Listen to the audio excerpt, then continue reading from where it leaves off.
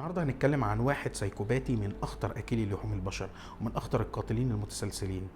بس هو كان وسيم، فده اللي بيخلي بعض الناس تتعاطف معاه وتقول مستحيل يكون اكل لحوم البشر او انه من اخطر القتلة المتسلسلين. عايزين تعرفوا الحكاية؟ هتعرفوها. انا محمد سامي ودي هيستوريكا.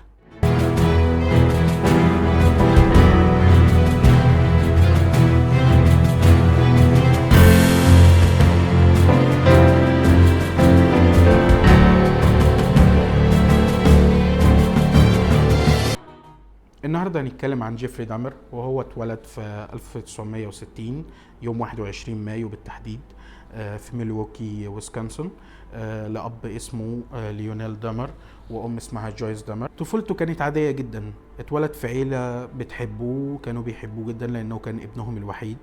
ولما بدأ يتكلم بدأوا يكتشفوا إنه طفل مش عادي، طفل منعزل شوية، ما بيتكلمش كتير، ما عندوش فضول الأطفال، الحاجات دي كلها. لما راح المدرسة بعد فترة الأساتذة بدأوا يشتكوا منه، أو بدأوا يقلقوا عليه، واتصلوا بالأهل ونادوهم للمدرسة وقالوا لهم الطفل في حد بيعنفه، أو في مشكلة، أي مشكلة معاه في البيت، أو في مشكلة في الأسرة. فالأهل قالوا لا، ما فيش أي حاجة من الكلام ده، أنتوا ليه بتسألوا عن حاجة زي دي؟ بدأوا يقولوا لهم إنه دايما منعزل وما بيكونش صداقات، ما بيلعبش مع بقية الأطفال، بيقعد دايما في ركن بعيد لوحده وبيبص لزمايله وللأساتذة ببساطة غريبة. فالأهل أصروا إن مفيش أي حاجة ومفيش أي مشاكل في البيت، فالمدرسين اضطروا يقتنعوا بده. أما الحقيقة لما كان بيرجع من المدرسة فأهله ما كانوش بيقضوا معاه وقت كفاية، لأن أمه كان عندها اكتئاب حاد وشديد جدا، وكانت بتاخد أدوية بتاعة الاكتئاب، والأدوية دي بتخليها نايمة طول الوقت، يدوب على الأكل والشرب والباقي الوقت نايمة. أما أبوه فكان بيعمل دراسات عليا في الكيمياء، وكان على طول مشغول في الدراسة وفي الجامعة، فما كانش عندهم وقت لجيفري إن هم يقدروا يقعدوا وقت معاه الكافي كأي طفل في السن ده. وعشان كده جيفري دايما كان بيحس بالوحدة، وبيحس انه وحيد ومفيش حد معاه ومفيش حد فاهمه ومفيش حد معاه. فعشان كده دايما كان بيحب ينعزل، وخلاص جاله احساس ان انا لوحدي في العالم ده ومش عايز حد، وانا لوحدي ومفيش حد مهتم بيا. وكان دراسته عاديه جدا، يعني نتائجه في الامتحانات كانت اوكي، يعني عادي جدا زيه زي اي طفل عادي، ومستوى ذكائه ما كانش اللي هو ذكي قوي ولا انه مش ذكي خالص، لا كان طفل عادي جدا وبيدرس وبيجيب امتحاناته والارقام العاديه. كمان العلاقه بين ابوه وامه كانت مش احسن حاجه، لان طبعا ما بيقضوش وقت مع بعض كتير، فكانت العلاقه بينهم في تنشن، لان ابوه دايما مشغول بالدراسه وامه دايما عندها اكتئاب ونايمه، فما بيقضوش وقت. ومع ذلك اصروا ان هم يكملوا العلاقه عشان ابنهم ما يحسش ان هو ابوه وامه منفصلين او في مشاكل او الكلام ده كله، فيتاثر نفسيا. وكانوا فاكرين ان هم كده يعني مش مقصرين على جيفري ولا مقصرين عليه في اي حاجه، ولا هو حاسس بالموضوع ده كله. ولكن طبعا الاطفال بتحس بالكلام ده، يعني لو انت ابنك جوه اوضته وانت ومراتك بتتخانقوا، اكيد هو هيسمع، اكيد هيحس ان معاملتكم مع بعض مش هي، يعني الحاجات دي كلها الاطفال بتحس بيها. فكان طبعا عنده احساس دايما ان اهله مش مع بعض متفقين، وانه مش عايش جو اسري كويس. واستمر الاهل في الكذب على نفسهم وعلى ابنهم، وقالوا ان هم ممكن ينفصلوا بس بعدين، يعني عشان ابنهم وكده، وقالوا ان هم يحاولوا يكملوا في العلاقة دي عشان خاطر الولد. والدليل ان جيفري كان ملاحظ كل حاجة، انه بعد ما كبر وجرايمه دي كلها انكشفت وعملوا معاه انترفيو في السجن، كانوا سألوه عن طفولته، قال لهم ان انا كنت بعيش اكتئاب شديد وضغط شديد في طفولتي، وده بسبب اهلي ان هم كانوا مش مترابطين وما كنتش في اسرة مترابطة. وده يدل على انه كان حاسس بكل حاجة وهو طفل، وان القصة بتاعته دي كلها سببها مشكلة الوحدة اللي كان حاسس بيها، بسبب ان اهله ما كانوش بيقعدوا معاه وقت كفاية ومش متفقين. لما بقى عنده 6 سنين انتقلت العيلة لأوهايو، لان ابوه لقى شغل هناك بعد ما خلص الدراسات العليا. والانتقال الكتير ده كان بيأثر على جيفري بطريقة سلبية طبعا، غير الخناقات اللي بينه وبين اللي بين اهله وبين بعضيهم، والكلام ده كله كان ملاحظه. بس هو كان ما بيتكلمش خالص، وهم فاكرين ان هو مش حاسس بكل ده. ولما اتنقلوا للبيت الجديد، امه حملت في طفل تاني، ولد، وبدأت تقول له وهي حامل ان واحدة واحدة هيبقى عندك اخ وانه هيلعب معاك وانه هيونسك، لان هي كانت عارفه ان ابنها منعزل ووحيد ومفيش حد بيصاحبه وكده، ويعني كانت عارفه ان هو مش هيتقبل الموضوع بسهوله. حتى خلته هو يختار الاسم بنفسه عشان يقرب من الطفل اللي هيجي جديد ده، وما يحسش ان هو جه خد مكانه او ان هو وحيد في الدنيا.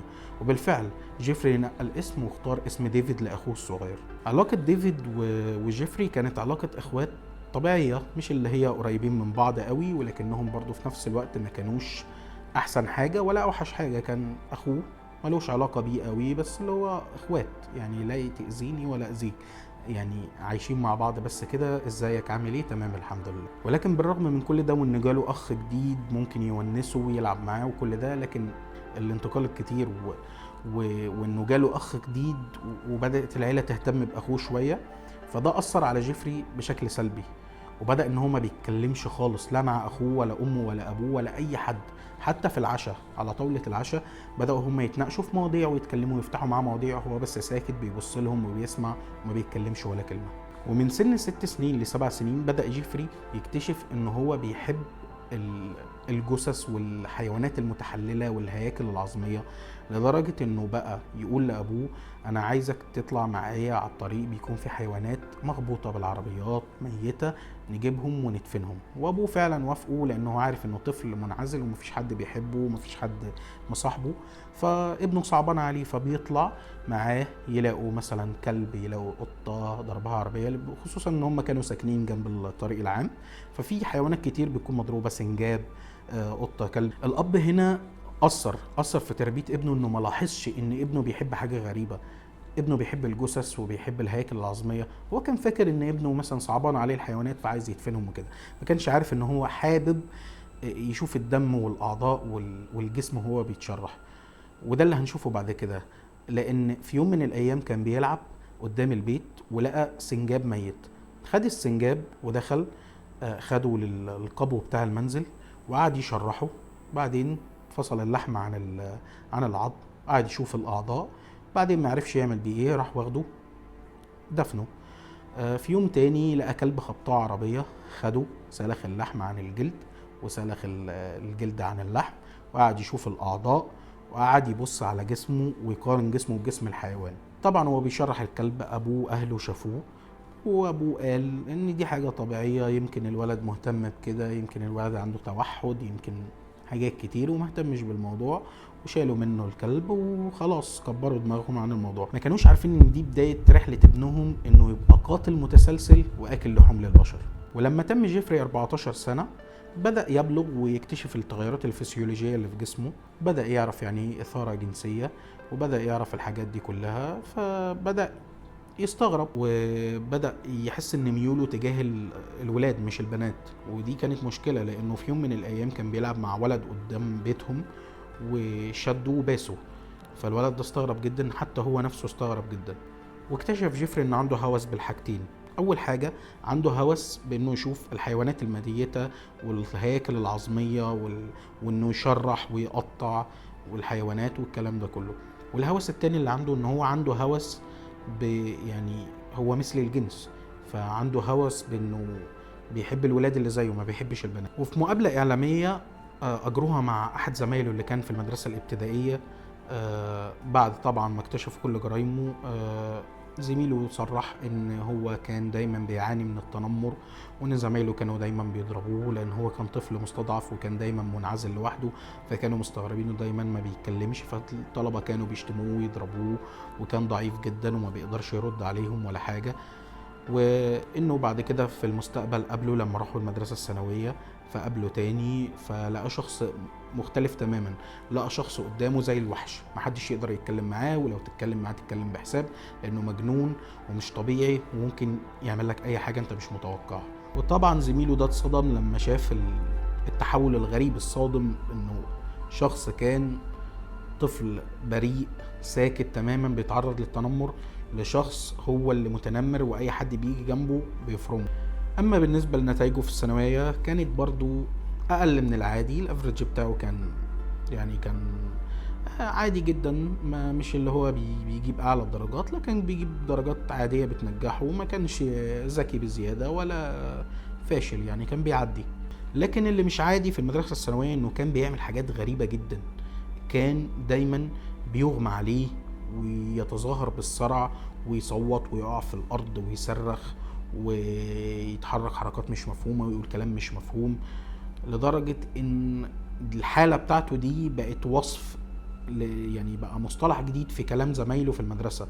يعني الحد اللي بيعمل حاجة اكستريم او اللي هو مش حاجة مش طبيعية بيقولوا له انت عندك حالة دمر. في سنة 1978 كان جيفري تم 18 سنة. بدأ يحس ان هو مش انسان طبيعي، مش زي بقية البشر ومش زي بقية الناس. يعني الموضوع بالنسبة له غريب، هو مش عارف هو عايز ايه اصلا. فبدأ يتجه طبعا لشرب الكحوليات بشراهة لغاية ما يغمى عليه يفقد الوعي، لان هو مش فاهم هو بيعمل كده ليه او الافعال الغريبة دي بتجيله ازاي او كل الكلام ده. وفي نفس الوقت ابوه وامه قرروا ان هم ينفصلوا، وامه خدت اخوه وقررت ان هي تعيش في بيت لوحدهم، وابوه قرر انه يعيش في فندق صغير اللي هو الموتل، وسابوا له البيت هو يعيش فيه لوحده. غالبا ده من تصرفاته الغريبة او ان هو تم 18 سنة ويقدر يعتمد على نفسه. ولما بدأ يقعد لوحده طبعا بقى بيجيله افكار، قعد يسأل نفسه هو انا ليه كده، هو انا بحب ايه، هو انا بكره ايه، ليه انا مش زي بقية الناس. وفي الاخر اكتشف ان هو انسان بيحب حاجتين. الحاجة الاولى ان هو يشرح الجثث، والحاجة التانية ان هو بيحب الرجالة، يعني ما بيحبش ستات مثل الجنس. فقرر انه يدخل دي مع دي، ان هو يقتل الناس وبعدين يمارس معهم الجنس. من هنا بدأت رحلته كقاتل متسلسل وكآكل لحوم البشر. وبدأت القصة لما جيفري خد الثانوية بتاعته، خد الشهادة وبدأ يكون بيشرب وبيلعب، بيجري بالسيارة يمين ويسار. طبعا ابوه اللي بيصرف عليه، بس ابوه عايش في الفندق وهو عايش في البيت لوحده، ما فيش حاجة عنده بيعملها. وكان مرة ماشي بالسيارة وقابل واحد اسمه ستيفن مارك، كان بيعمل اوتو ستوب، يعني عايز حد يوصله، اي حد معدي بعربيته يوصله للمكان اللي هو رايحه يعني. فوقف له جيفري وقال له انت رايح فين؟ قال له انا رايح حفلة روك، بس لسه قدامي شوية وقت يعني، ولسه الحفلة عليها بدري. فقال له طب ايه رأيك تيجي عندي البيت نشرب حاجة، وبعدين انا ساكن جنب الحفلة اصلا، ممكن بعد كده يا اوصلك يا اما لو عايز تمشي تروح تقدر تروح. فوافق ستيفن وراح مع البيت. ودي كانت اخطر حاجة عملها ستيفن في حياته. ستيفن كان عنده 18 سنة وكان شاب عادي جدا رايح حفلة، ما يعرفش انه ممكن يموت في اي لحظة. راح مع البيت وقعدوا يتكلموا ويشربوا عادي جدا، مفيش اي حاجة، لغاية ما قال لجيفري ان انا قرب وقت الحفلة ولازم امشي. فساعتها جيفري اتجنن ومتعصب، وهو كان عنده عقدة من موضوع ان الناس كلها بتسيبه لوحده، فكان عنده عقدة مش عايز حد يسيبه ابدا. فطبعا كان في دمبل اللي هو بيستخدموه في الجيم، فخبطوا بالدمبل على دماغه، والدمبل ده تقريبا كان 5 كيلو. وبعدين خنقوه وعمل العادة السرية على جسمه، وبعدين خد الجثة، حفر حفرة صغيرة مش عميقة على قد الجثة يعني، ودفنه في الجنينة وغطاه. بعد كام يوم حس ان الموضوع كده ممكن يتكشف، فقال الأحسن ان انا اطلع الجثة تاني واتعامل معها بشكل تاني. التعامل معها بشكل تاني كان ده بقى بداية ان هو يبقى انسان مش طبيعي. يعني ممكن انسان طبيعي يقتل، بس اللي هيحصل بعد كده ده مش انسان طبيعي خالص. المعلم جه مسكه، فصل اللحم عن العظم، مسك العظم طحنه عشان ما يبقاش فيه اي دليل عليه، وبعدين جاب برميل كبير وحط فيه الجلد والراس وكل الاجزاء اللي فيها لحم في الاسيد. الاسيد طبعا بيدوب اللحم وبيدوب كل حاجه. فطبعا الجثه كده ملهاش اي اثر. وطبعا من حسن حظه ان ستيفن ما كانش ليه اي حد، فما حدش سأل عليه والموضوع عدى. ودي هتكون سمة معظم الشخصيات او الضحايا بتوع جيفري، ان هم ملهمش حد يسأل عليهم، او يعني يعتبروا منبوذين من المجتمع، او مفيش حد يسأل عليهم قوي، عشان كده هو ما اتمسكش بسهولة. في الفترة دي طبعا ابوه كان بيضغط عليه، بيقول له انت خلصت الثانوية لازم تروح الجامعة، فكان هو مش عايز يروح الجامعة طبعا وعايز يعيش حياته كده. فابوه قعد يضغط عليه وهو اللي كان بيصرف عليه، فاضطر ان هو يوافقه وراح الجامعة. وفعلا راح الجامعة وما كملش غير سمستر واحد وطلع من الجامعة قال لابوه انا مش عايز اكمل. فابوه قال له خلاص انت قدامك حلين، يا تكمل جامعه يا تروح للجيش. وجيفري اختار انه يروح للجيش. ولما راح للجيش طبعا ما عادش فتره طويله هناك واتطرد من الخدمه، لانه هو كان اسلوبه مع زمايله مش احسن حاجه، وكان دايما بيشرب ودايما بيتاخر عن مواعيده. فطرد من الجيش. حتى ان في 2 من زمايله قالوا انه اغتصبهم. واحد منهم كان اسمه ديفيس وكان اسمر البشره، وكان بيقول ان جيفري لما بيشرب بيتحول لوحش ومحدش بيقدر يسيطر عليه، ولا هو نفسه بيكون عارف هو بيعمل ايه. وان هو سكران في مره حكاله انه قتل واحد، خده بالسياره وقتله ودوب جسمه في الاسيد. بس طبعا ديفيس كان فاكره ان هو بس واحد سكران وبيهزي. وطبعا ما قدروش الاتنين دول اللي منهم ديفيس يرفعوا عليه قضيه، لان ما كانش عندهم دليل قاطع يقدروا يقدموه للمحكمه ان هم اتخدروا واغتصبوا. فخلاص اضطروا يسكتوا. هم بلغوا اداره الجيش، واداره الجيش قالت لهم ما عندكوش دليل او شهود، فطبعا ما نقدرش نعمل ضده قضيه، والتحقيق اتقفل على كده. طبعا جيفري بعد ما اتطرد من الجيش كرامته ما سمحتلوش انه يرجع تاني البيت، وان ابوه يصرف عليه تاني، فقرر انه يسافر ميامي. ولما سافر هناك كان لقى محل صغير بيبيع سندوتشات، مطعم يعني، وكان بيشتغل فيه الصبح، وكان بالليل بينام بس على البحر. طبعا ما قدرش يستحمل الحياة دي كتير، لانه بينام في الشارع على البحر وبيشتغل بأجر صغير جدا، ومفيش حاجة يعني رفاهيات الحياة ما يقدرش يعملها. فقرر انه يجي على كرامته، وكلم ابوه قال له انا عايز ارجع تاني للبيت وكده. فابوه قال له خلاص اوكي تعالى. وفي الوقت ده كان ابوه اتجوز وعايش في البيت، ساب الفندق وعايش في البيت مع مراته الجديدة. وطبعا راح عاش معاهم. طبعا عمل لهم مشاكل كتير جدا بسبب الشرب، وكان بيشرب ويسوق ويعمل مخالفات مرورية، والشرطة كل شوية تجيله، وابوه يضطر يدفع مخالفات كتير بسبب ابنه. فاضطر ان هو يفكر في حاجة تانية تبعد ابنه عن البيت، خصوصا ان مراته الجديدة بقت متضايقة منه جدا. فقرر ان هو يبعته لجدته، وقال يمكن جدته تعوضه عن حنان الام، وان هو يتحسن ويعني يبقى وضعه احسن وكده. وبالفعل راح عاش مع جدته. في اول ايام كان مثالي، كان بيساعدها في الطبيخ وفي الكنس والمسح والتنظيف، بيروح معاها الكنيسة يوم الحد، حتى بيعمل كل حاجة كأنه إنسان طبيعي. وكان بيدور على شغل، وفعلا لقى شغل في معمل تحاليل، واشتغل فيه فترة وبعدين مشوه. وبعدين كده اشتغل في مصنع شوكولاتة صغير وبعدين مشوه. وبعد كده لا مفيش فايدة، وان هو مش انسان طبيعي اصلا، فقرر ان هو يرجع لعادته القديمة. فبدأ يروح للبارات بتاعت المثليين الجنسيين، فبدأ يقعد في البارات دي ويتعرف على الناس. وهنا بدأت الحكاية.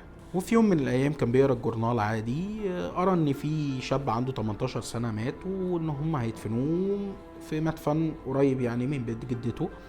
فقرر ان هو جات له فكره غريبه، قرر ان هو يسيبهم يدفنوا بعد ما الجنازه تخلص خالص والدفن كله ينتهي، ان هو يروح يطلع الجثه دي عشان يمارس معاها العاده السريه او يمارس معاها الجنس. ففعلا قعد يراقب المكان، ولما الناس كلها مشيت حفر وحاول يطلع التابوت. بس التابوت كان تقيل جدا، لان انتوا عارفين الامريكان ما بيدفنوش زينا في على طول كده الجثه، لا بيحطوها جوه تابوت خشب، والتابوت ده بيكون مقفول لان انتوا عارفين سرقه الاعضاء والكلام ده كله. فطبعا ما قدرش يشيل التابوت لوحده، والتابوت كان تقيل جدا، فقرر ان هو يستسلم ويرجع لبيت جدته. وفي سنه 1986 الشرطه مسكته لانه كان بيمارس العاده السريه قدام 2 اطفال، ولدين عندهم 12 سنه في الشارع، عشان هو انسان مريض. فالطفلين دول استنجدوا بناس كانوا في الشارع وطلبوا له الشرطه، والشرطه فعلا جت وقال لهم لا ده انا كنت بحاول يعني اعمل حمام على الشجره وكده لكن الشهود كلهم قالوا لا، ان هو ما كانش بيعمل حمام ولا حاجه، ان هو كان بيحاول يعني يتحرش بالاطفال وبيعمل حركات غريبه. فطبعا اتمسك وراح اتحاكم، والمحكمه حكمت بسجنه لمده سنه، لان هو اعتبروا ان الكلام ده ليه علاقه بالتحرش بالاطفال يعني. وفي خلال السنه دي اكتشف جيفري ان هو بيحب يتحكم في الناس، يعني بيحب العلاقه الجنسيه بتاعته تكون بالغصب بالاكراه، يعني مش حد جايب مزاجه او حد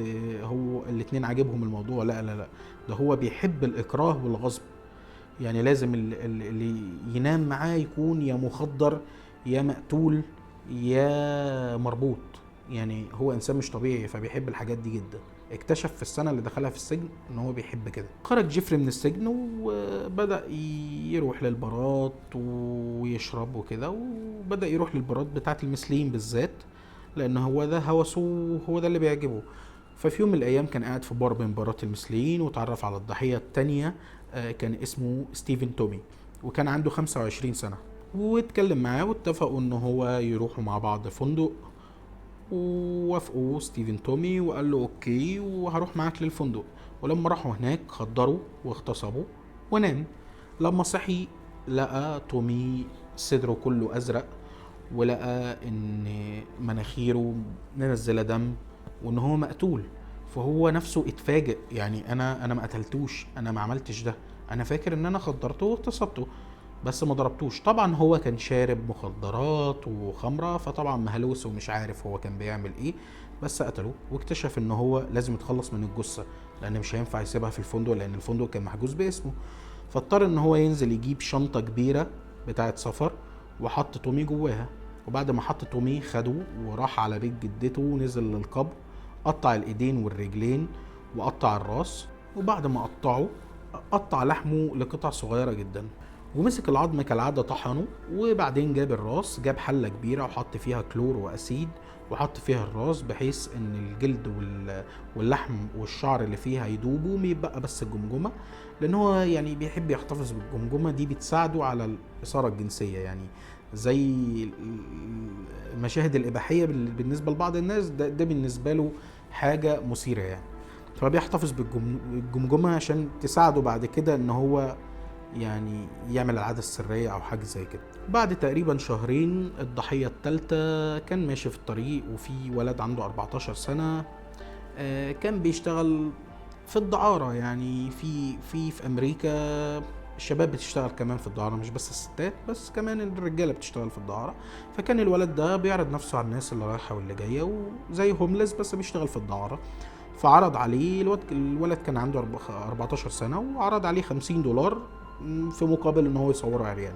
طبعا الولد بالنسبة له $50 كان مبلغ كبير، ووافق بسرعة جدا، وركب معاه السيارة وخده على القبو بتاع بيت جدته، وعمل معاه زي ما عمل مع تومي بالظبط. يعني مفيش حاجة، لا قلم نقص ولا قلم زاد، نفس اللي عمله مع تومي نفس اللي عمله معاه.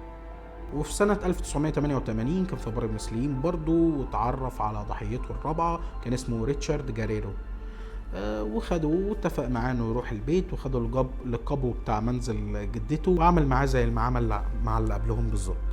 والملفت للنظر ان كان معظم ضحاياه من الملونين، يعني لاتينيين مكسيكيين او اصحاب البشره السمراء.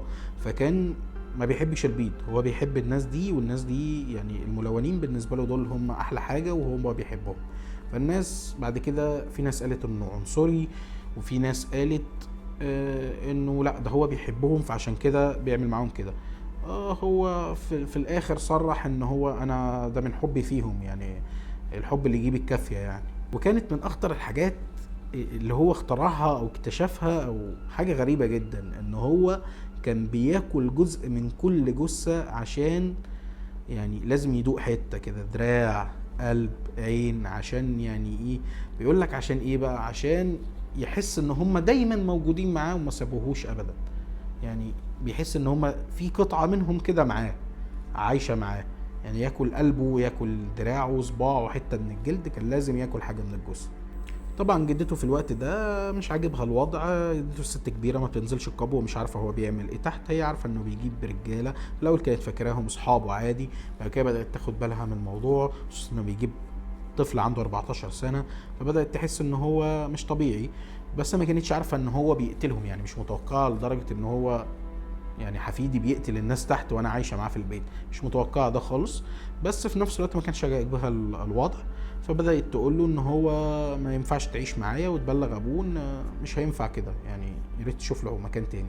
وبالفعل ساب منزل جدته وبدا يكمل نشاطه في شقه هو اجرها في عماره. بدا يكمل نشاطه في ايه بقى، في اغتصاب وقتل واكل ضحاياه. وفي سنة 91 الناس بدأت يعني جيرانه في العمارة بدأوا إن هم يشموا روائح غريبة وفظيعة جدا ووحشة جدا طالعة من شقته.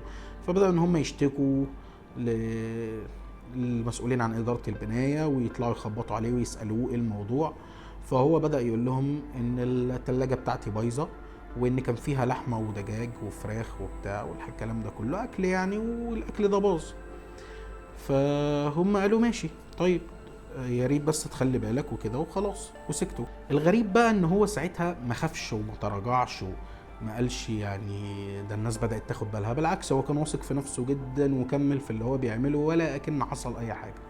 بعدها في فترة قابل ولد عنده 14 سنة اسمه كوني راك، وخده معاه للبيت وخدره طبعا ومارس معاه الجنس الفموي. وبعدين جاب شنيور، خرم دماغه وحط جوه دماغه اسيد. هنعرف ليه حط جوه دماغه اسيد بعد شويه. وراح صوره وهو عريان. بعدين خده شال جسمه وحطه على السرير. الغريب ان السرير كان عليه واحد تاني، جثه تانية يعني مقتوله من حوالي 3 ايام، كان اسمه توني. توني ده كان مقتول بس هو ما كانش فاضيله يعني من كتر الجثث اللي عنده، فما كانش فاضي الباشا انه يحلل جثته او كده، كان عنده لسته طويله يعني، شقه مليانه ما شاء الله الخير كتير. فحط كوني راك جنب توني وراح جاب بيرة وقعد يمزمز فيها وبعدين شربها، وبعدين قرر انه ينام وسط الجثتين دول. وبعد ما نام شوية قام من النوم، لبس هدومه وقرر ان هو ينزل يجيب شوية حاجات من السوبر ماركت كان محتاجها في البيت يعني. فنزل جابهم، وبعدين وهو راجع لا اتفاجئ ان كوني راك واقف عريان ونازل دم من دماغه مع 3 ستات قدام باب العمارة. فهو وقف يراقب الموضوع، طبعا كان خايف يعني مش عارف هو قال لهم ايه او كده. طبعا ال3 ستات قاعدين بيحاولوا يفهموا من كوني راك اي حاجه، هم مش شايفين غير انه متعور ونازل دم من هنا وعريان، واقفين بيتكلموا معاه وبيحاولوا يفهموا منه ايه اللي حاصل او كده، بس كلامه تقيل وكان متخدر ومخه مش طبيعي وكلامه تقيل جدا، مش فاهمين منه حاجه. فقرروا ان هم يطلبوا الشرطه والشرطه تيجي تشوف الوضع يعني. ساعتها هم طلبوا الشرطه فعلا، بس ساعتها جيفري راح لهم وقال لهم ان هو صاحبه يعني متصاحبين مع بعض، وان هو بس سكران وعور نفسه وان هو هياخده لفوق. بس الناس قررت ان لا الموضوع مش طبيعي وان احنا هنكلم الشرطه والشرطه تيجي تشوف. وفعلا الشرطه جت خدتهم على مركز الشرطه وراحوا هناك، وجيفري بدا ان هو يزعق ويتغصب عليهم ويقول لهم ده بس سكران وده صاحبي وده مش عارف ايه. وساعتها الضابط ما تفهمش ازاي ان هو سابه، يعني هو قرر ان هو مش عايز يوجع دماغه، واتنين مثليين الجنس وانتوا عارفين حقوق المثليين والكلام ده كله، وان هو يسيبهم يمشوا. فسابهم يمشوا وفعلا خدوا على البيت تاني. وطبعا المرة دي حط له اسيد تاني، بس المرة دي طبعا مخه مستحملش ومات. طبعا بعد ما مات اغتصبوه وتخلص من الجثة زي ما بتخلص منها كل مرة. وهنا بقى احكي لكم ليه استخدم الاسيد وحطه في مخه لأول مرة يعمل كده. الباشا كان متفرج على فيلم او حاجة عن الزومبي وكان عاجبه الموضوع جدا، وكان بيحاول انه يخلي كوني راك ده يحوله لزومبي. فحقنوا بالاسيد في مخه على اساس ان مخه يتحول لزومبي، وطبعا الكلام ده مش صحيح لان مفيش حاجة اسمها زومبي اصلا. فالراجل مات. ومش دي المرة الوحيدة اللي حاول جيفري يحول انسان لزومبي، لانه جاب ضحية تانية اسمه جيريمي وحاول يخرم دماغه بالشنيور برضو، بس المرة دي قال الاسيد منفعش فانا هحط حاجة تانية اللي هي مية مغلية. مية مغلية ده انت كافر. فحط له مية مغلية وبرضو ما تحولش لزومبي، للأسف مات. في نفس الشهر اللي جاب فيه جيريمي جاب ضحية تانية كان اسمه تريسي ادوارد، كان عنده 32 سنة. اتعرف عليه برضو في البار بتاع المثليين. خده على البيت وراح حط له كلبشات، بس المرة دي ما خدروش، هو حط له كلبشات عشان يبقى بيتعذب وهو حاسس. وبدأ ان هو يشيل له هدومه كلها يقلعه، وبدأ يصوره وهو عريان. وبعدين رماه على السرير، قعد فوق صدره، مسك سكينة كبيرة وبدأ ان هو يسمع دقات قلبه ويقول له انا هاكلك. ساعتها تريسي فكر وقعد يفكر طب انا هنجو من الموضوع ده ازاي. فقعد يفكر كتير وفي الاخر قال له طب انا عايز اروح الحمام. قعد يتحايل عليه طبعا كتير وهو التاني ما كانش موافق، هو خلاص ناوي ان هو يخلص عليه. فبعد فترة سبحان الله يعني وافق انه يدخل الحمام.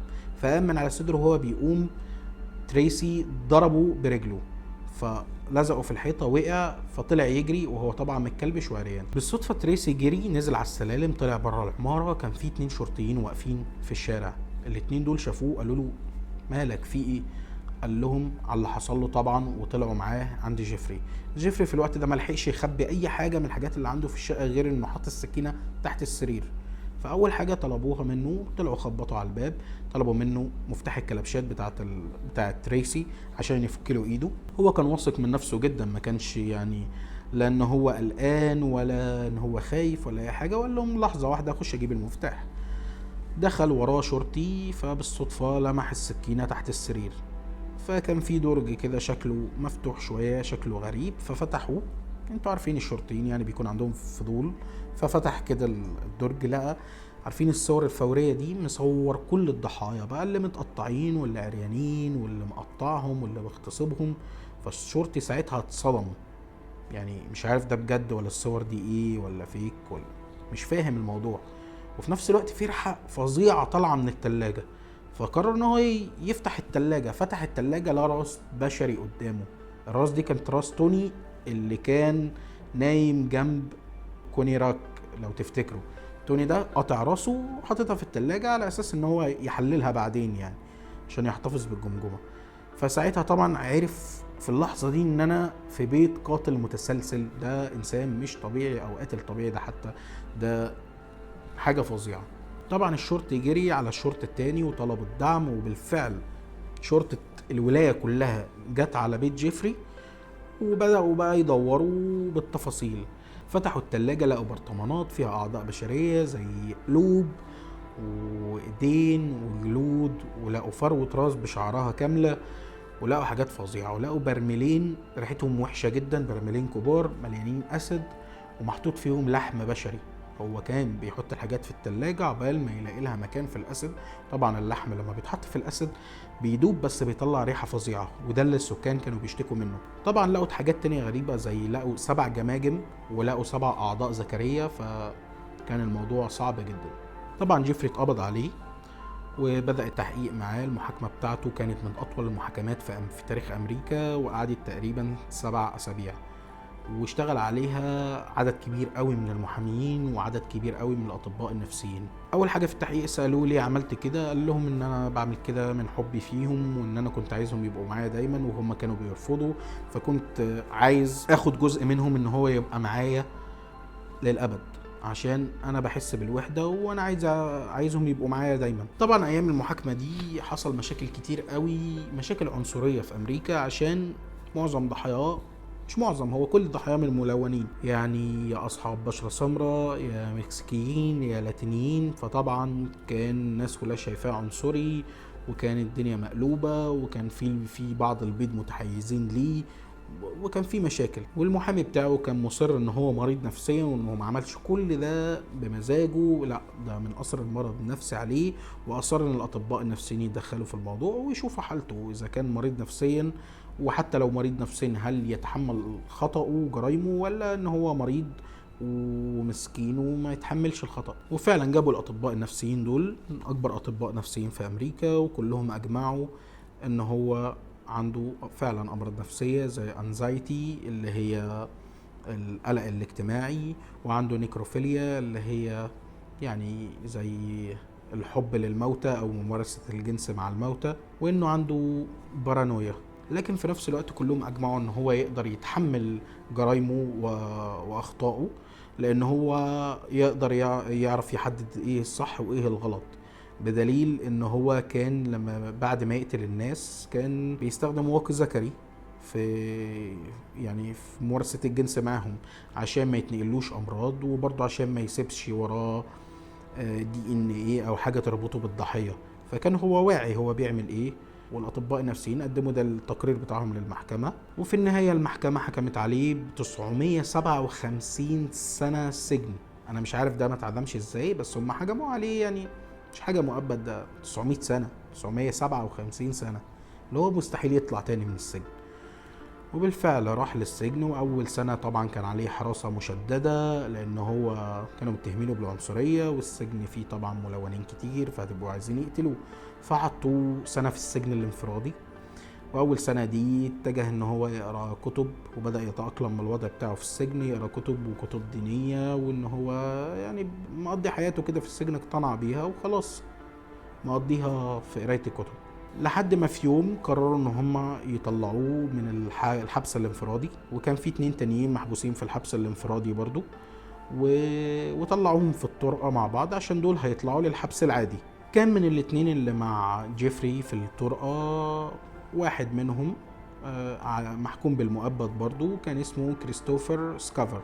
وكريستوفر كان عنده انفصام في الشخصية، وكان مخبي في هدومه حتة حديد، مش عارف دي دخلها ازاي او عدت ازاي، بس هو طلعها وبدأ يضرب جيفري والمسجون التاني، بس كان بيضرب جيفري اكتر. هجم عليه بالحديدة اللي كانت معاه وقعد يضرب فيه وفي السجين التاني بس هو ركز اكتر على جيفري لغاية ما جيفري مات. الغريب ان جيفري لا كان بيصرخ ولا كان بيطلب المساعدة ولا كان قلقان ولا كان خايف من اي حاجة، هو ما عملش اي رد فعل، ما طلعش اي صوت، واتضرب لحد ما مات. ولما الحراس مسكوا كريستوفر وقالوا له انت ليه عملت كده، قال لهم جملة واحدة، قال لهم انا قتلته عشان الله قال لي اقتله. طبعا خدوه مع المستشفى الاتنين، جيفري كان مات خلاص ما لحقوهوش، السجين التاني عاش ولحقوه، وكريستوفر اوريدي هو مريض نفسي ومحكوم بالمؤبد. في بعض الناس بتقول ان الحراس كانوا شايفين كريستوفر وهو بيقتل جيفري، وكانوا متعاطفين مع كريستوفر وهو بيقتله، لانهم شايفين جيفري يستاهل اللي حصل له، وشايفين ان هو ما يستاهلش ان هم ينقذوه، سيبهم يموت. يعني دي اقاويل بتتقال، وفي بعض الشهود قالوا كده فعلا. ودي كانت نهاية جيفري دامر اللي قتل 17 انسان واغتصبهم واكل قطع من جثثهم. دي كانت نهاية قصة جيفري دامر. ولو عجبتكم القصة ما تنسوش تعملوا لنا لايك وسبسكرايب، وتكتبوا لنا في الكومنتات ايه رأيكم، او لو عايزيننا نتكلم عن قصة معينة او حاجة معينة. احنا بنتكلم في التاريخ وفي القصص الغريبة. انا كنت معاكم محمد سامي، ودي قناة هيستوريكا. السلام عليكم.